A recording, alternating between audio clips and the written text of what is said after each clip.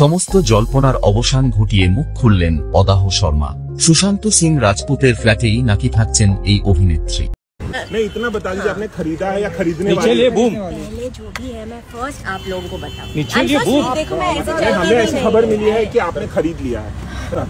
जो है फर्स्ट মুম্বইয়ের বান্দ্রার এক ফ্ল্যাটে ভাড়া থাকতেন সুশান্ত। 2020 সালের 14 জুন আচমকা এসেছিল সুশান্তের মৃত্যুর খবর। তারপর থেকে বহুদিন ধরে সেই ফ্ল্যাট ফাঁকাই পড়ে থাকে। গত বছর থেকেই শোনা যাচ্ছিল দ্য কেরালা স্টোরি খ্যাত অভিনেত্রী অদাহ শর্মা নাকি সেই মুম্বইয়ের ফ্ল্যাটটি কেনার সিদ্ধান্ত নিয়েছেন। সেই ডুপ্লেক্স অ্যাপার্টমেন্টের বাইরে এক দুবার দেখাও গিয়েছিল নায়িকাকে।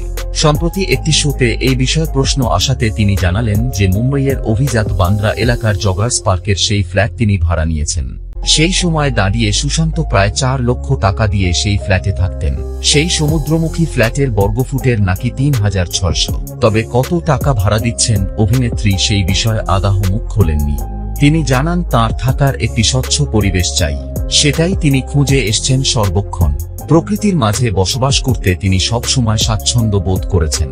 পাখির আওয়াজ, সবুজ গাছপালা অভিনেত্রীর মন ভালো করার জন্য যথেষ্ট। 4 মাস আগেই তিনি সেই বাড়ি ভাড়া নেন, কিন্তু মাঝে নিজের কিছু ছবির প্রচারে এবং অন্যান্য কাজে ব্যস্ত থাকার ফলে পুরোপুরি গুছিয়ে উঠতে পারেননি।